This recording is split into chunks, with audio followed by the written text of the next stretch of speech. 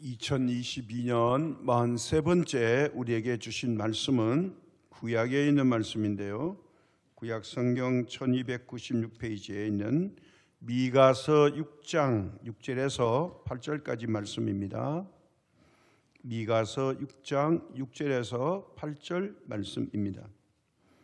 내가 무엇을 가지고 여호와 앞에 나가며 높으신 하나님께 경배할까? 내가 번제물로 1년 된 송아지를 가지고 그 앞에 나갈까? 여호와께서 천천의 순양이나 만만의 강물 같은 기름을 기뻐하실까? 내 허물을 위하여 내 맏아들을 내 영혼의 죄로 말미암아 내 몸의 열매를 드릴까? 사람아, 주께서 선한 것이 무엇임을 내게 보이셨나니 여호와께서 내게 구하시는 것은 오직 정의를 행하며 인자를 사랑하며 겸손하게 내 하나님과 함께 행하는 것이 아니냐. 아멘. 저는 잠깐 기도드리고 말씀 생각하겠습니다. 우리를 여기까지 인도하시고 날마다 시온 찬양들을 통해서 영광을 받으시는 하나님, 오늘 이 자리에 오셔서 우리 모두가 하나님의 은혜 가운데 있기를 원합니다. 이 자리에 나와서 예배 드리기를 원하지만 육체적 어려움으로 이제 예배를 드리는 주의 종들이 있사오니 하나님 기억하여 주시고 강건하게 하시고 건강하게 하셔서 주의 전에 나와서 함께 예배 드릴 수 있는 시간이 속히 오게 하여 주옵시며 오늘 이 예배를 통해서 하나님께 온전히 영광을 돌려드리고 우리 믿음의 사람들이 어떻게 하나님을 기쁘시게 할 것인가를 은혜받는 귀한 시간 되도록 이 자리에 있는 분들과 방송으로 예배드리는 모든 분들에게 동일하게 함께하여 주옵소서. 예수님의 이름으로 기도드립니다. 아멘. 우리가 이 세상을 살아가는 동안에 기쁨에는 두 가지 종류가 있습니다. 바로 세상이 주는 기쁨이 있는가 하면 믿음으로 하나님이 주시는 기쁨이 있습니다. 이 기쁨은 같은 단어지만 내용은 전혀 다릅니다. 세상이 주는 기쁨은 잠시뿐이고 순간적이고 만족이 없고 금방 실증이 납니다. 그러므로 이 세상이 주는 기쁨은 오래 가지 못하고 이것이 오히려 불행의 씨앗이 될 수가 있습니다. 왜냐하면 세상의 기쁨은 우습지만 잠깐 있다가 슬픔이 오고 또 고민이 있고 고통이 따릅니다. 사람으로 태어나서 가장 부귀와 영화와 모든 땅의 것을 다 누렸던 솔로몬 왕, 하고 싶은 걸 모든 걸 다 누리고 해봤습니다. 성경 말씀이 금을 물같이 섰다고 했으니까요. 모든 걸 다 누려봐도 마지막 결론이 뭐냐? 만족이 없더라. 이 결론입니다. 바로 전도서 12장 8절에 전도자가 이르되 헛되고 헛되도다 모든 것이 헛되도다. 이렇게 결론을 맺습니다. 권력, 부귀영화, 전쟁도 없습니다. 너무나 막강한 나라가 됐어요. 모든 나라들이 조공을 바치려고 합니다. 조공만 바치는 게 아니라 솔로몬의 부인을 만들어가지고 평화를 하려고 제가 마치 여자를 1000명이나 얻었습니다. 이런 것들이 세상에는 다 누렸는데 비극의 씨앗이 되고 말았습니다. 이처럼 세상이 주는 기쁨은 불완전하고 부족합니다. 만족함이 없습니다. 그러나 하나님이 주시는 기쁨은 완전하고 영원합니다. 놀랍게도 우리가 영적인 기쁨은 만족함이 있습니다. 그리고 실증나지 않습니다. 이게 중요한 겁니다. 더 나아가서 후회를 하지 않습니다. 믿음의 사람은 결코 후회하지 않습니다.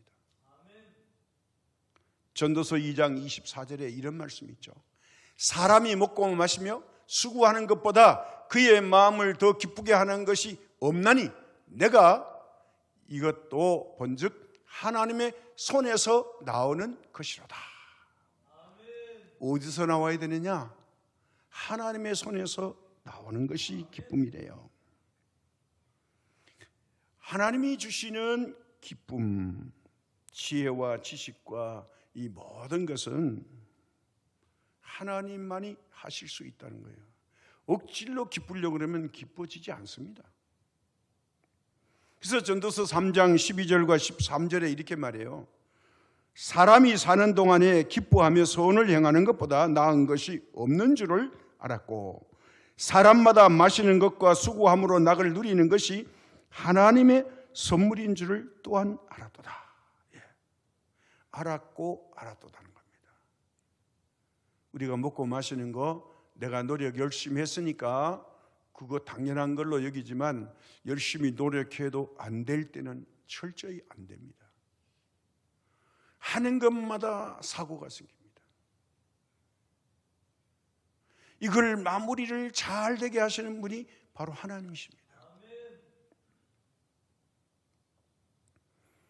그래서 우리가 하나님으로부터 오는 기쁨을 가져야 됩니다. 오늘 본문에 등장하는 미가 선지자는요, 이사야와 같은 시대에 활동했던 사람입니다. 지금부터 2700년 전 예언자인데 이사야는 귀족입니다. 왕족. 그래서 이사야는 예루살렘에서 살면서 고위 관리나 이 상류층을 향해서 예언을 했다면 오늘 이 미가 선지자는 농촌 모라셋이라는 아주 조그마한 동네 출신입니다. 그가 활동한 모라셋은 예루살렘에서 남서쪽으로 35km 그리고 유다 산골에서 해변가 평야 쪽으로 뻗은 산맥 중 아주 작은 해발 300m 정도 되는 그런 곳입니다. 아주 작은 마을이에요. 농촌 마을입니다. 그리고 동시대에 또 다른 사람 선지자가 있죠. 아모스 선지자가 살던 드고아에서 27km 정도 떨어진, 그러니까 산골 중에 산골 마을이었다는 거예요. 여기에 미가 선지자가 살고 있었습니다. 이게 놀라운 것은 이 미가 선지자가 하나님께 은혜를 입었습니다.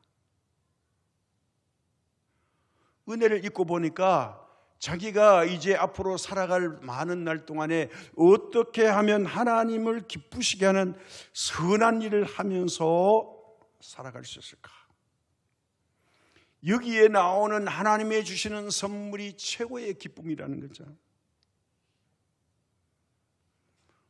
저와 여러분도 마찬가지입니다. 하나님을 생각하면서 앞으로 어떤 형편에 놓이든지 하나님을 기쁘게 하는 즐거움을 누리며 살 수 있는 길이 없을까? 이것이 바로 하나님을 가장 기쁘시게 하는 하나님의 선물이 될 줄로 믿습니다. 우리의 소원이 참 잘 믿어보다가 일생을 끝내고 싶은데 하나님이 예끼 이름하시겠어요? 하나님 마음에 꼭 들겠죠?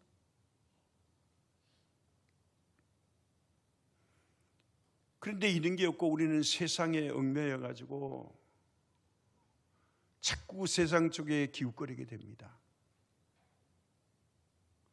그래서 오늘 미가야 선지자가 은혜 받은 말씀이 바로 본문 6절과 7절에 나와 있습니다. 내가 무엇을 가지고 여호와 앞에 나가며 높으신 하나님께 경배할까? 내가 번제물로 1년 된 송아지를 가지고 그 앞에 나갈까? 여호와께서 천천의 순양이나 만만의 강물 같은 기름을 기뻐하실까? 내 허물을 위하여 내 맏아들을 내 영혼의 죄로 말미암아 내 몸의 열매를 드릴까? 이 질문을 하고 있습니다. 여기서 우리가 까딱 잘못하면요, 교회에 나와서 무슨 봉사를 많이 하면 하나님 기뻐하실까? 예배 몇 번이나 많이 참석하면 하나님이 기뻐하실까? 헌금을 많이 드리면 하나님 기뻐하실까? 이렇게 생각하기가 쉽지만 중요한 것은 이런 것이 필요 없다는 게 아니라 이런 것보다 먼저 전제되어야 할 것이 있다는 거예요. 미가 선지자는 이걸 깨달은 겁니다. 얼마나 일을 많이 하느냐, 얼마나 예배를 많이 드리느냐, 얼마나 많이 기도하느냐, 얼마나 많이 헌금을 하느냐는 것들이 아니라 이런 것들보다 먼저 더 중요한 것은 사람이라는 겁니다. 주체가 사람이라는 거예요. 헌금을 누가 드립니까? 사람이 드립니다. 예배를 누가 드립니까? 사람이 드립니다. 봉사를 누가 합니까? 사람이 합니다. 교회를 하나님이 지키지만 우리가 이 땅의 건물 관리나 교회의 모든 일은 하나님이 직접 하지 않고 우리가 감당을 하는 겁니다. 그래서 가장 중요한 게 뭐냐? 사람입니다. 바로 저와 여러분이 하나님이 귀하게 여기신다는 거예요. 근데 우리는 사람을 잊어버리는 거예요. 하나님 앞에 나와서 예배드리고 봉사를 하고 그리고 헌금 드리는 그 사람이 어떤 사람이냐가 중요한 거예요. 다른 말로 하면 그 사람의 본바탕, 믿음으로 하느냐 믿음 없이 하느냐, 이게 중요한 겁니다. 우리가 잘 알죠? 창세기 4장에 등장하는 가인과 아벨의 그 제사, 첫 번째 제사죠. 근데 하나님께서 형 가인의 제사는 안 받으시고 동생 아벨의 제사는 받으셨어요. 왜 그랬을까요? 하나님께서는 제물만 보신 게 아니라 뭘 보셨습니까? 제물보다 먼저 사람을 보신 거예요. 어떤 마음으로 제물을 가지고 제사 드렸느냐 이거예요. 근데 우리는 뭐 이런 말 있죠. 제밥에 관심이 있다고. 제사를 지내면서 제사는 지내는 둥 마는 둥 하면서 제사밥 먹고 싶어서 제사 지낸다면 본질이 잘못된 거죠. 그래서 하나님이 중요하게 생각하는 것, 이 가인과 아벨의 제사에 대해서 요한 1서 3장 12절에 가인같이 하지 말라. 그는 악한 자에게 속하여 그 아우를 죽였으니 어떤 이유로 죽였느냐? 자기의 행위는 악하고 그 아우의 행위는 의로움이라. 여기 의로움이라는 건요, 성경의 의로움은 다 믿음으로 바꾸시면 됩니다. 의인은 믿음으로 말미암아 살리라 했으니까요. 믿는 자는 죄인이면서 이제 용서받아서 우리가 의인 되어서 하나님 앞에 갑니다. 죄가 없어서 갈 길이 아니라 예수님을 믿음으로 말미암아 이게 우리 죄를 다 용서받는 거예요. 내가 악한 사람인데 쌀 천가마 만가마 드린다고 하나님 기뻐하실까요? 아니, 내가 악한 일을 하면서 하루에 제사를 12번 드린다고 하나님이 기뻐하실까요? 여기에 대한 대답이 잠언 15장 8절에 이렇게 말합니다. 악인의 제사는 여호와께서 미워하셔도 정직한 자의 기도는 그가 기뻐하시느니라. 오늘 미가야 선지자가 말하려고 하는 게 뭐냐? 사람이 중요하다는 거예요. 하나님 앞에서의 가장 중심적인 것은 뭐냐? 사람이라는 거예요. 그것도 거듭난 사람. 그래서 하나님께서는요, 사람이 타락하면, 본질이 왜곡되면 얼마나 슬퍼하는가를 이사야 선지자를 통해서 말씀합니다. 자, 미가야 선지자는 이렇게 의인다운 믿음의 사람으로 살아보려고 애를 쓰는가면 이게 이스라엘 백성들은 정반대였죠. 하나님은 타락한 이스라엘 백성들을 향해서 이사야 선지자에게 부탁합니다. 이사야서 1장 4절과 6절에 말씀합니다. 슬프다 범죄한 나라요, 허물진 백성이요, 행악의 종자요, 행위가 부패한 자식이로다. 그들이 여호와를 버리며 이스라엘의 거룩하신 이를 만연히 여겨 멀리하고 물러갔도다. 너희가 어찌하여 매를 더 맞으려고 패역을 거듭하느냐. 온 머리는 병들었고 온 마음은 피곤하였으며 발바닥에서 머리까지 성한 것이 없이 상한 것과 터진 것과 새로 맞은 흔적뿐이거늘 그들을 싸매며 기름으로 부드럽게 함을 받지 못하였도다. 이게 하나님이 슬퍼하는 내용이에요. 슬프다 이렇게 말하셔야 하는 거예요. 그래서 이사야 선지자에게 예루살렘에 사는 상류층 그리고 고위관리들, 소위 말하면 이 나라의 지도자급을 향해서 하나님이 타락해버렸다고 슬퍼하고 계신 겁니다. 타락하고 죄를 지으면서도 하나님이 더 견디기 힘들어하는 말씀이 이어서 나옵니다. 죄를 지으면서 하나님 앞에 제사를 열심히 드렸습니다. 이것이 하나님을 더 괴롭히는 일인지를 모르고 합니다. 하나님께서 이제 다시 말씀합니다. 12절에서 17절 말씀입니다. 너희가 내 앞에 보이려 오니 이것을 누가 너희에게 요구하였느냐? 내 마당만 밟을 뿐이니라. 헛된 재물을 다시 가져오지 말라. 분향은 내가 가중히 여기는 바요, 월삭과 안식일과 대회로 모이는 것도 그러하니 성회와 아울러 악을 행하는 것을 내가 견디지 못하겠노라. 내 마음이 너희의 월삭과 정한 절기를 싫어하나니 그것이 내게 무거운 짐이라. 내가 지기에 곤비하였느니라. 너희가 손을 펼 때에 내가 내 눈을 너희에게서 가리고 너희가 많이 기도할지라도 내가 듣지 아니하리니 이는 너희의 손에 피가 가득함이라. 너희는 스스로 씻으며 스스로 깨끗하게 하여 내 목전에서 너희 악한 행실을 버리며 행악을 그치고 선행을 배우며 정의를 구하며 학대받는 자를 도와주며 고아를 위하여 신원하며 과부를 위하여 변호하라 하셨느니라. 이게 사람이 달라져야 된다는 겁니다. 우리의 본질이 안 달라지고 껍데기 사람, 그냥 형식적으로 이걸 외식이라고 한다면요, 외식적으로 하는 믿음이 좋아 보이는 거 그거 가지고 안 된다는 겁니다. 본심, 영적인 사람이 되어야 된다는 거예요. 이걸 미가 선지자가 고민한 거예요.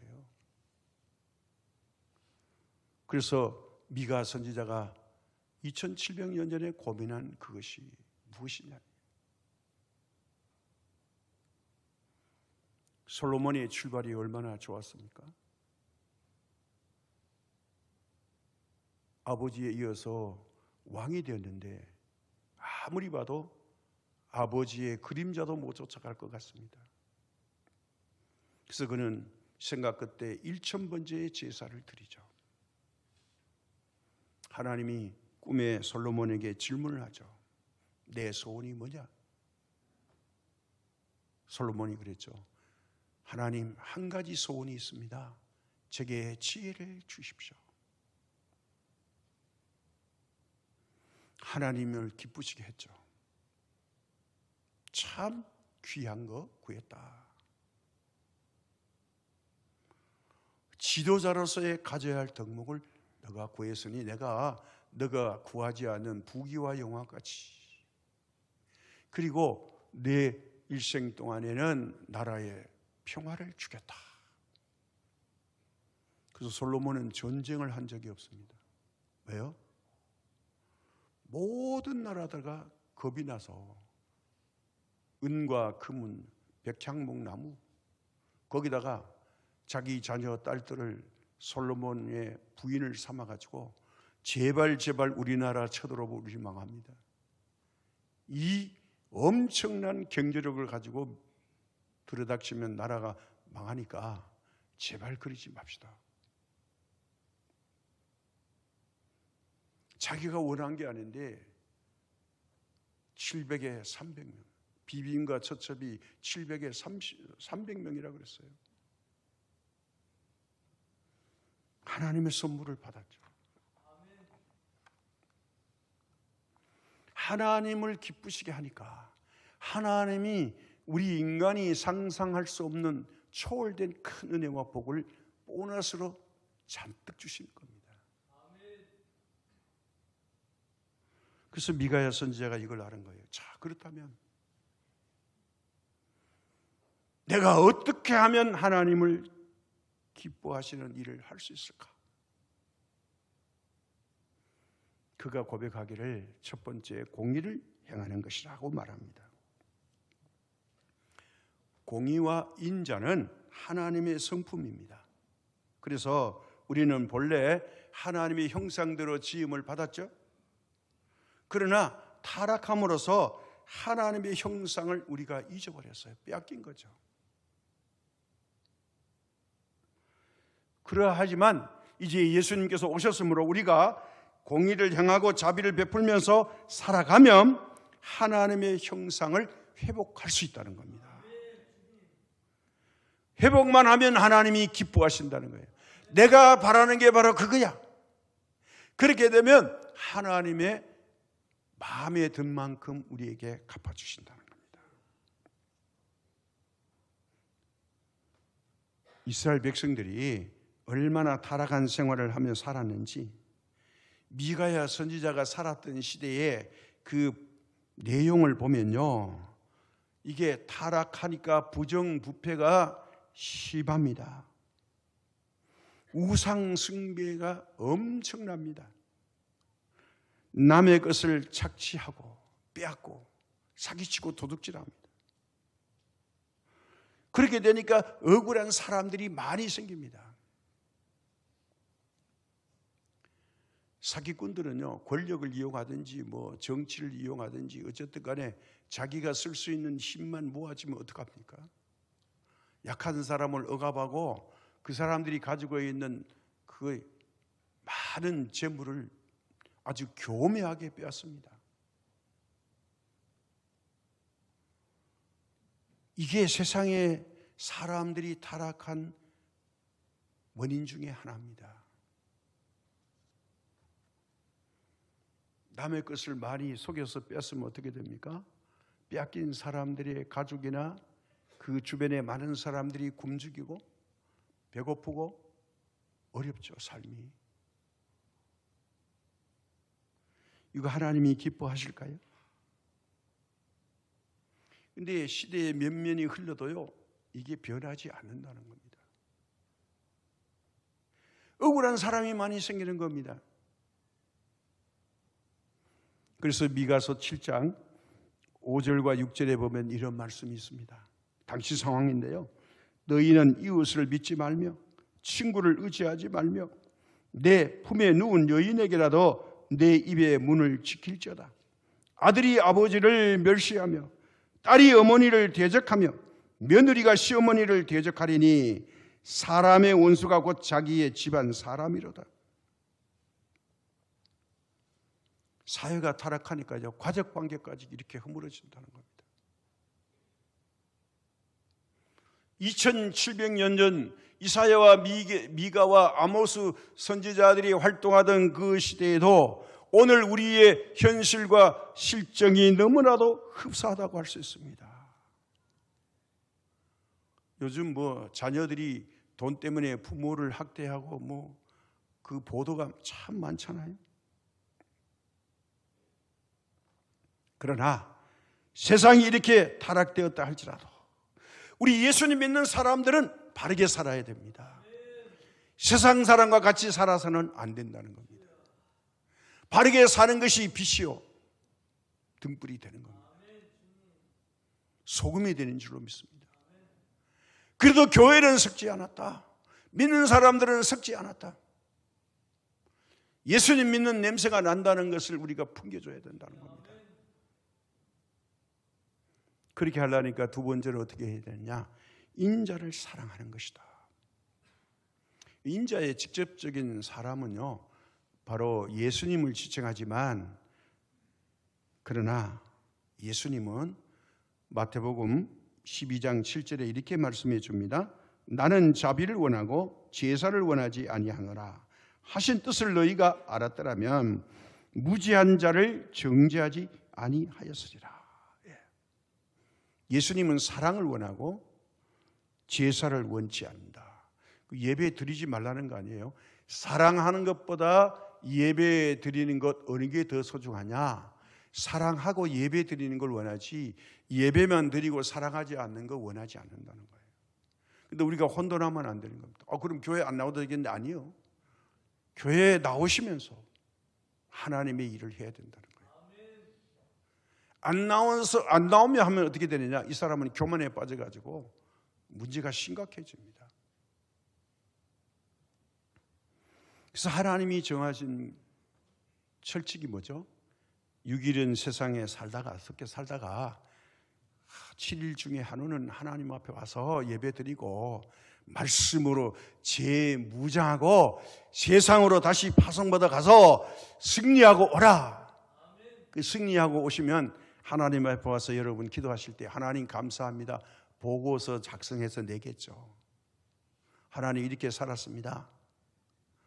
잘 살아보려고 그랬는데 실패했네요. 참 창피하네요. 힘주세요. 이게 하나님께 기도하는 거죠. 그래서 미가야 선지자가 이렇게 부탁하는 거예요. 믿을 게 없다는 거예요. 누구를 믿어야 돼요? 하나님 믿어야 된다는 거예요. 그래서 사람을 사랑하라는 거예요. 그런데도 사람을 사랑하라는 거예요. 우리가 사람 상대 안 하고 이 세상 살 수가 없잖아요. 그래서 우리가 먼저 사람답게 사는 건 뭐냐 하면요, 악을 행하면서 아무리 제사를 많이 드리면 뭐 하겠어요? 제사 드리기 전에 먼저 사랑을 베푸는 사람이 되라는 거예요. 제사 따로 사랑 따로는 아니라는 겁니다. 그래서 누가복음 이제 6장 32절과 35절에요. 32절에서 너희가 만일 너희를 사랑하는 자만을 사랑하면 칭찬받을 것이 무엇이냐? 죄인들도 사랑하는 자는 사랑하느니라. 너희가 만일 선대하는 자만을 선대하면 칭찬받을 것이 무엇이냐? 죄인들도 이같이 하느니라. 너희가 받기를 바라고 사람들에게 구워주면 칭찬받을 것이 무엇이냐? 죄인들도 그만큼 받고자 하여 죄인에게 구워주느니라. 오직 너희는 원수를 사랑하고 선대하며 아무것도 말하지 말고 구워주라. 그리하면 너희 상이 클 것이요 또 지극히 높으신 이의 아들이 되리니 그는 은혜를 모르는 자와 악한 자에게도 인자하시느니라. 여기서 그는 누굽니까? 하나님. 하나님은요, 악한 사람이고 선한 사람이고 똑같이 사랑합니다. 오늘 태양빛이 장렬하게 내리쬐어도요, 악한 사람은 안 비치고 선한 사람에게 비칩니까? 아니죠. 오늘 하루도 똑같이 우리가 공유합니다. 그 말씀을 하는 거예요. 그 살다 보니까 못마땅한 사람이 있다. 그거 미워하라는 게 아니고 그 사람을 사랑해 주라는 거예요. 그래서 인자를 사랑하는 겁니다. 오늘 믿음의 사람은 사람을 사랑하는 사람이 되는 거예요. 왜 그 사랑해야 되느냐? 사실은요, 우리가 바르게 살지 못하면서 다른 사람의 흠을 보고 즉각 정죄하고 판단합니다.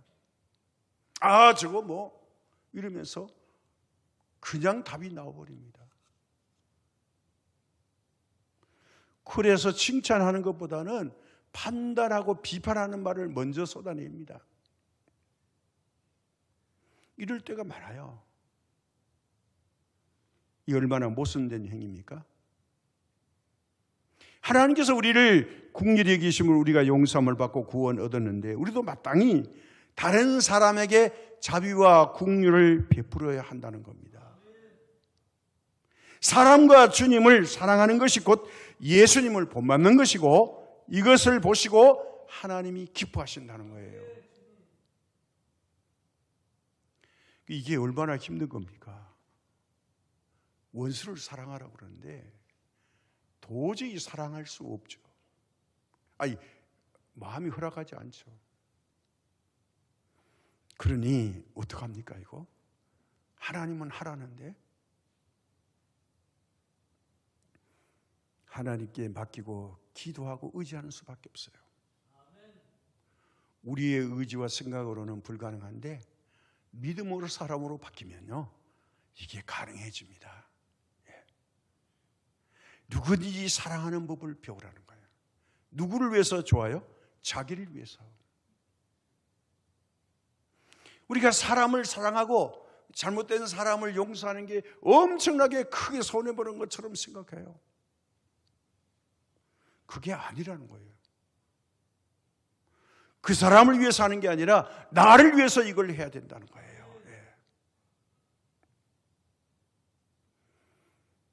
이게 얼마나 귀한 일입니까? 어떤 분이 저한테 물었어요. 목사님, 그 필리핀 안 갑니까? 그래요. 저도 필리핀을 잊어버렸어요. 최근에. 필리핀 장비 있으니까 가겠죠? 가겠죠가 뭐냐? 왜 가자고 안 하냐? 아니, 코로나 3년 동안 못 가는데 어디를 가자고 하냐고요.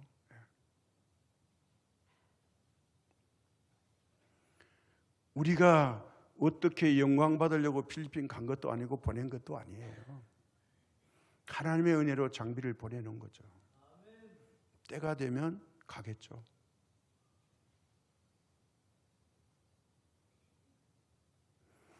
이걸 왜 하는 겁니까? 사람을 사랑하니까 하는 겁니다. 누구를 사랑합니까? 굶주리고 배고픈 사람들. 정말 양도 많지 않은데 그거 하나 들고 그렇게 기뻐하고 웃고, 여인이 양손에 아이 잡고 등에 애기 업어서 그 아이 것까지 주면 좋아가지고 이리 보고 저리 보고 웃는 그 모습. 다른 분들은 열심히 삶고 일하고 반죽하고 하느라고 잘 못 보지만 저는 그걸 봅니다. 무엇이 저렇게 기쁘게 하나? 세계에 많은 사람이 있지만 이렇게 배고픈 자기들에게, 온 식구들에게 이 라면 한 그릇이 아니라 짜장면 한 그릇을 해주는 이것을 보고 저렇게 감동받는다면 하나님이 과연 기뻐하시겠다. 또 4,000km나 떨어진 곳에 와서 말이에요. 이게 뭐냐? 사람을 사랑하는 겁니다. 우리가 뭐 그 사람들에게 따갈러로 아이고 감사합니다, 고맙습니다 이거 드리려고 하는 거 아니지 않습니까? 예수님을 본받아 살고 싶어서 하는 거죠. 이걸 하나님이 좋아하신다는 거예요. 그래서 뭐라고 말합니까? 오직 너희는 원수를 사랑하고 선하게 대우하며 아무것도 바라지 말고 꾸어주라. 그리하면 너희 상이 클 것이요 또 지극히 높으신 이의 아들이 되리니 그는 은혜를 모르는 자와 악한 자에게도 인자하시느니라. 그분들이 잘 몰라도 관계없다는 거예요. 하나님을 기쁘시기만 하면 된다는 거죠. 그래서 이런 일을 할 때 위험이 하나 있어요. 그게 뭐냐? 교만이 들어갈 수 있어요. 그 세 번째 뭐냐? 겸손히 하나님과 함께 하는 것이라는 거예요. 사람을 사랑하며 살아야 되고 베풀며 살아야 되고 이익을 위해 살지 말아야 되는데 여기에 함정이 있으니 조심하라. 우리가 남보다 바르게 살 때 교만해지기 쉽습니다. 나는 정의롭게 사는데, 나는 반듯하게 사는데, 이런 생각하기 쉬워요. 또 다른 사람에게 자비를 베풀거나 사랑을 베풀며 사는 생활이 이제 소문나고 알려지면요, 나도 모르는 사이에 교만해지기 쉽습니다. 이게 언론에 많이 노출되어 놓으면요, 마치 내가 대단한 사람처럼 착각에 빠집니다. 누구나 할 수 있는 일을 하나님이 맡겨주고 한 것뿐인데 빨리 이걸 지워야 되는데 이걸 자꾸 우려먹으려고 그래요. 그래서 우리가 가만히 보면요, 3사람 모일 때, 5사람 모일 때, 10사람 모일 때, 100명 모일 때, 500명 모일 때 보면 사람의 행동이 달라요. 2사람 모일 때는 가만히 있다가 한 10명만 모이면요, 자꾸 자기를 드러내려고 그래요.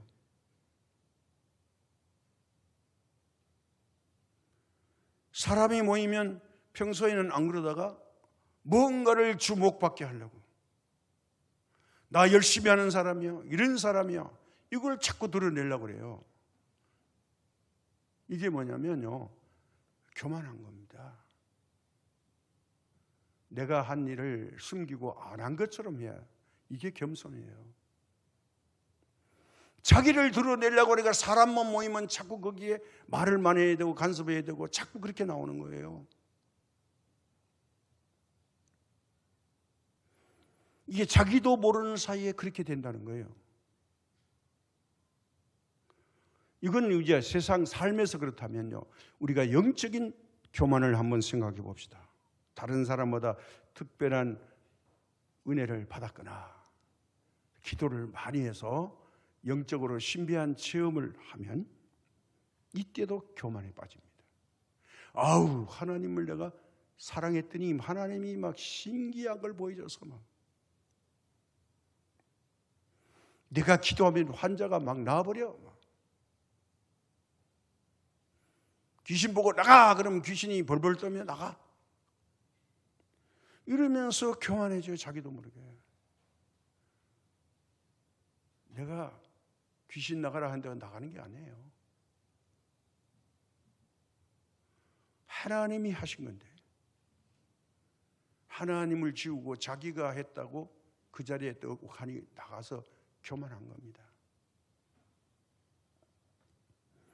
그래서 우리가 늘 조심해야 되고 겸손해야 됩니다. 이걸 지금 부탁하는 거예요. 그래서 사도 바울이 고린도후서 12장에 그는 고백합니다. 사도 바울처럼 완전한 사람도 거의 없죠. 그는 모든 은사를 다 체험한 사람이고 영적으로 충만한 사람이고 계시와 환상을 본 뿐만 아니라 그가 12장에 보니까 셋째 하늘에 올라갔다고 얘기해요. 개혁에서는 삼층천이라고 그러는데 똑같은 말이죠. 자, 우리가 눈에 보이는 하늘이 있죠. 구름이 떠다니는 하늘. 그 위에 2층천은 뭘까요? 우주 만물, 은하수 세계가 있고 별들이 있고 화성이 있고, 그 위에 또 하나 하늘이 있는데 거기에 바로 하나님의 나라가 있다는 거예요. 셋째 하늘. 만약에 우리 인간이 인공위성 만들어 가지고요 달나라 가는 데 가면 참 셋째 하늘 가려면 시간 많이 걸리겠죠. 그런데 하나님은요 아주 단순화시켜서 우리 영혼과 육체가 분리되면요 곧바로 삼층천에 갑니다. 우주선 타고 가면 엄청 시간 걸리는데 곧바로 갑니다. 자, 여기를 바울이 가게 됐다는 거예요. 가서 봤더니 14년 전에 자기가 잘 아는 사람이 돌아가셨는데 천국 가서 보니까 딱 만났다는 거예요. 그런데 이게 자기가 몸 밖에 있었는지 몸 안에 있었는지 모르겠다는 말은 뭐냐면요, 내가 죽어서 입신해서 시체로 있으면서 영이 갔다 왔는지 아니면 그냥 이 시체가 아닌 상태에서 천국을 갔는지 이게 자기가 분별이 안 된대요. 그러나 어쨌든 간에 14년 전에 자기가 잘 아는 분이 천국에 있는 걸 보고 나서 깜짝 놀랐다는 거예요. 자, 그래서니 자기 말고 천국에 갔다 온 사람이 없다는 거예요. 그럼 얼마나 교만하겠어요? 천국도 못 간 것들이 이렇게 할 수 있죠. 근데 사도 바울은 이 한 번만 언급을 해요. 그에게는 비밀이 있거든요. 무슨 비밀이 있을까요? 놀랍게도 고린도후서 12장 7절에 이렇게 말합니다. 여러 계시를 받은 것이 지극히 크므로 너무 자만하게 않게 하시려고 내 육체의 가시 곧 사탄의 사자를 주셨으니 이는 나를 쳐서 너무 자만하지 않게 하려 하십니다. 이렇게 은혜 충만하고 환상과 계시를 보는 사람이 육체에 가실 있다. 교만하려고 그러면 그냥 이 가시가 자기 육체를 찌른다는 거예요. 그러니까 겸손할 수밖에 없다는 거예요. 교만해지면 반응이 온다는 거예요. 사탄의 사자를 보내서 사도의 육신을 쳐서 병으로 약하게 만들었다 이겁니다. 근데 이제 학자들에 의하면요, 사도 바울이 가지고 있는 병명을 본인이 이야기 안 해요. 우리말로 하면 고질병, 잘 고쳐지지 않는 병. 그래서 자기가 3번이나 간절히 고쳐달라고 기도했더니 내 은혜가 족하다, 기도하지 말라 그래서 기도 안 한다 그랬죠. 2가지입니다. 그가 다메섹에 가다가 낮 정오에 강렬한 빛이 비쳐가지고 그의 눈에서 고기 비늘 같은 것이 벗겨졌다 그랬죠. 그때에 치명적으로 눈에 병이 생기지 않았나, 안질. 또 한 가지는 사도 바울은 심하게 간질을 했다 이런 기록도 있어요. 2가지 중에 하나인데 본인이 뭐라고 안 밝혔으니까 우리는 2가지 중에 하나인데 추측할 수밖에 없습니다. 왜 이렇게 하셨냐? 바울이 깨달은 거예요. 받은 은혜로 인해서 교만하지 않게 하도록 하나님이 이렇게 장치를 해놓았다는 거예요. 그래서 감사했다는 거예요. 그러므로 우리도 은혜를 많이 받았을 때 교만하지 않도록 조심해야 됩니다. 교만한 사람의 특징이 뭐냐면요, 교만한 사람은 하나님을 대신해서 모든 영광을 자신이 받으려고 합니다. 그러다가 하나님과 원수가 됩니다. 이게 문제예요. 하나님과 원수되면 이건 방법이 없습니다. 교만한 사람은 자신의 부족과 허물을 모릅니다. 다른 사람의 충고를 받아들이지 않습니다. 그러나 반대로요, 겸손한 사람은 자신의 허물을 알고 부족을 깨닫습니다. 모든 것이 하나님의 은혜요, 하나님의 축복임을 깨달아서 모든 영광을 하나님께 돌립니다. 돌아가신 황 장로님께서 제게 이런 말씀을 직접 하셨어요. 고향교회에 누가 같이 청년으로 신앙생활을 하셨냐? 여러분들이 잘 아는 문선명, 박태선, 황 장로님이 거의 친구랍니다. 이분들이 기도 많이 하다가 하나님의 은사가 임했어요. 엄청난 기적과 이적이 일어났대요.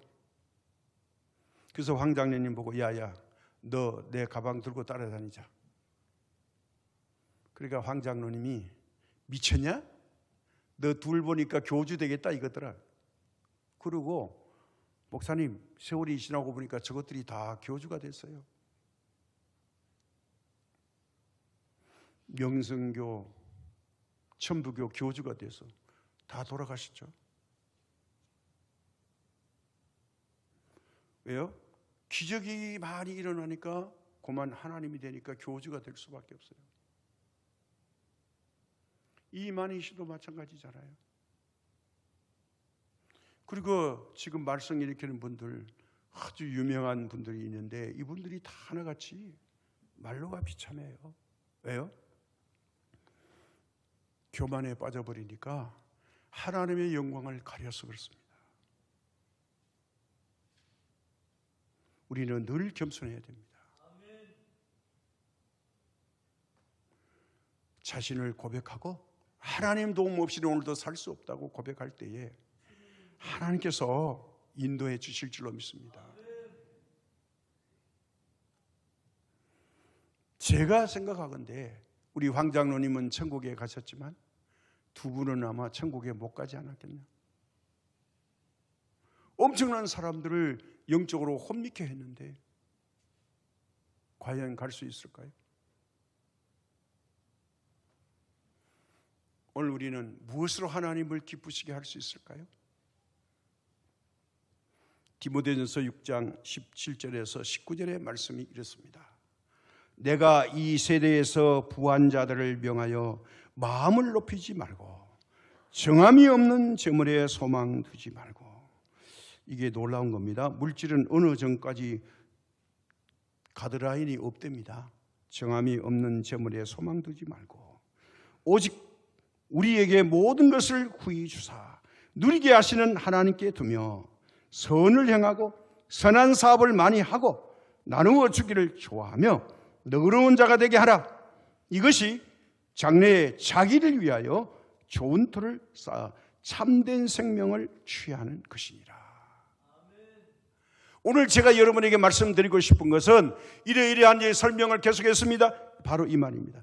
이것이 장래에 자기를 위하여 좋은 터를 쌓아 참된 생명을 취하는 것이니라. 우리가 선한 사업을 많이 해야 됩니다. 교회적으로도 하고 개인적으로도 하고요. 자, 그렇게 되다 보니까 우리 창성시민교회, 창민교회가 추구하는 구제와 봉사 4대 목표 중에서 선교, 구제, 봉사, 교육, 이 4대 목표는 빼놓을 수가 없습니다. 자, 그 가운데 구제와 봉사 가운데 우리가 하는 두 가지 큰 타이틀이 있습니다. 수군과 대화와 자장면의 봉사입니다. 이 봉사가 하나님의 마음에 합하기를 기원하면서 우리가 하나님께 영광을 돌려드릴 수 있길 바랍니다. 이것 때문에 서울 강남노회가 이것을 가장 잘하고 계승해야 되니 후임 목사님을 선정하는데 동의를 하고 더 잘하라고 격려를 해 주셨습니다. 지난 화요일 날 상주 연탄교회 목사님이 전화가 왔어요. 목사님, 네, 그랬더니 이게 어떤 일인지 할머니 6명이 와가지고 짜장면 내놓으라 그러는데 짜장면 짜짜도 안 하는데 왔다는 거예요. 그 목사님이 놀라가지고 우리 짜장면 안 하는데요. 그러니까 이 교회 가면 짜장면 준다고 그러는다는데. 그러니까 이 목사님이 깜짝 놀라고 아니 우리 11월 8일 날 하는데요. 그랬더니 아니 저 교회 짜장면 맛있다고 소문나서 거기 가서 먹어봐 맛있어 그래서 왔는데 그러더라는 거예요.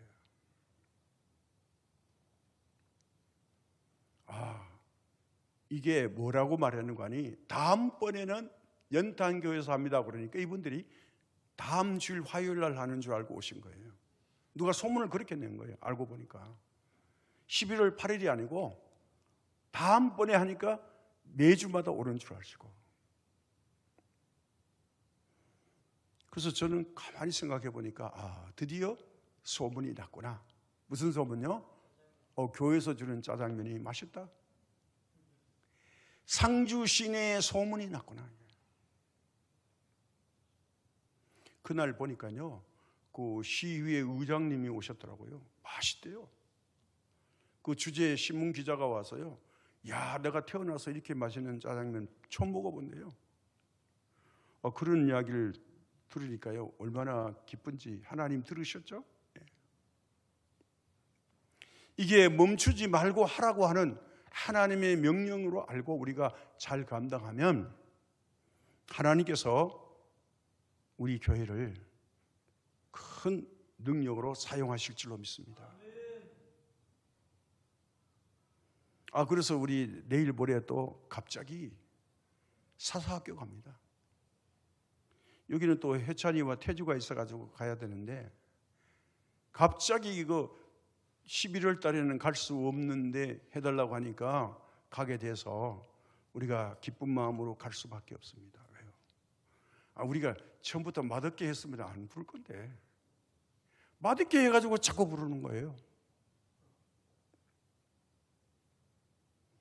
더 놀라운 것은요, 22사단 새로운 사단장님이 기록을 보고 이렇게 하더니 우리 교회가 왔으면 좋겠다는 거예요. 여기는요, 22단 사단은요, 22단 사단장은 사단장의 무덤의 곳입니다. 이제 뭐 나쁜 말은 아닙니다. 2년 임기를 못 채우고 자꾸 사단장님이 갈려요. 왜요? 얼마 전에도 누가 또 뭐 1시간인가 2시간 왔다 갔다 해버렸죠. 그것도 사단장 보임 해직됐어요. 또 목선 타고 왔는데 또 발견 안 됐다고 그래가지고. 옛날에는 또 이 밤에 똑똑똑 사건이 있죠. 기순자가 와서 병사들 숙소에 와가지고 막 놓고 해가지고 누구냐 그랬더니 기순하고 왔다고. 그래가지고 또 팔칵 뒤집어졌어요. 가보면 정말 열악하고 험악한 산이죠. 사실 와달라 그랬는데 조금 부담은 돼요. 왜냐하면 차가 가면요, 우리 차가 다 망가져야 돼. 그래서 결심했어요. 사륜으로 다녀야지 우리 교회 차는 안 된다. 이런 다 망가진다.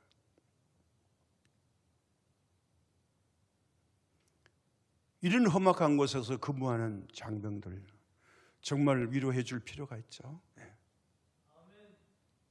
하나님께서 이걸 하라는 거죠. 선을 행하고 선한 사업을 많이 하고 나눠주기를 좋아하며, 이게 장래 자기를 위하여 좋은 토를 쌓아 참된 생명을 취하는 것이다, 이겁니다.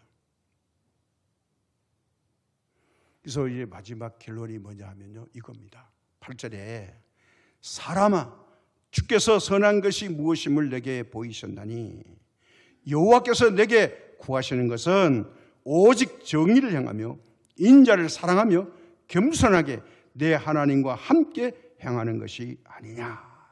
하나님과 함께 행하는 게 뭐죠? 겸손하게. 하나님 없이 하면 교만한 거예요. 우리 하나님과 함께 겸손하게 우리 교회의 사명을 감당할 수 있기를 바랍니다. 오늘 이 말씀에서 저는 여러분에게 만약에 나에게 한 가지 소원이 있다면 그것은 하나님과 함께 사는 것. 여러분은 어떤 소원을 가지고 계십니까? 이 시간에 하나님께서 질문하신다면 한 가지 소원을 지금 말하라. 내가 너의 소원을 들어줄게. 그러시다면 어떤 소원을 말씀드리겠습니까? 오늘 이 아침에 말씀 속에서 승리하는 여러분 되시기 바랍니다. 우리 이제 찬양하겠습니다. 나 주님의 기쁨 되기 원하네.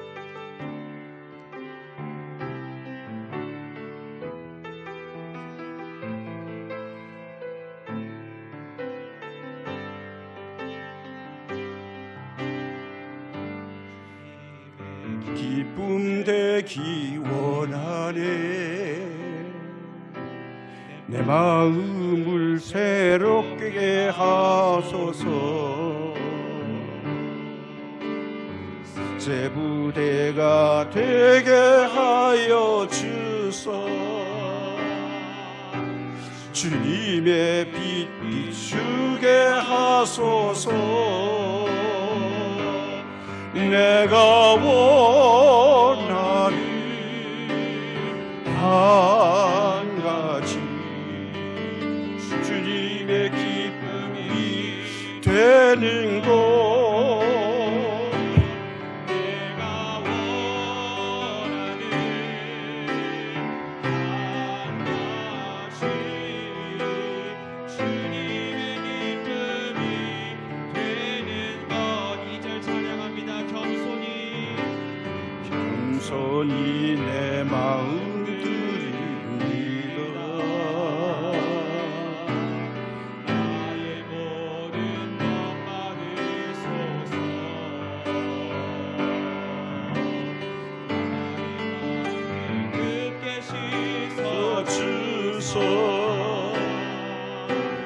주의 길로 행하게 하소서. 내가 원하니 한 가지 주님의 기쁨이 되는 것. 내가 원하니 한 가지 주님의 기쁨이. 내가 원하는 한 가지, 내가 원하니 한 가지 주님의 기쁨이 되는 것. 내가 원하니 한 가지 주님의 기쁨이 되는 것. 하나님 아버지, 오늘 이 시간 한 가지 소원이 있습니다. 하나님을 기쁘시게 하기를 원합니다. 도와 주시옵소서. 지난 모든 삶의 자리에서 하나님을 기쁘게 하지 못했다면 이 시간부터라도 결심하여 하나님을 기쁘시게 하는 이 한 가지 소원을 가지고 이 험악한 세상을 승리하며 이겨나갈 수 있도록 도와주옵시고, 악한 사탄들이 도전해 올 때에 믿음으로 승리하는 하나님의 종들이 되게 하여 주옵소서. 오늘도 우리의 삶 가운데 주인 되어 주시고 겸손히 하나님과 동행하며 사는 삶이 되도록 도와 주실 줄 믿사옵고 예수님의 이름으로 기도드립니다. 아멘.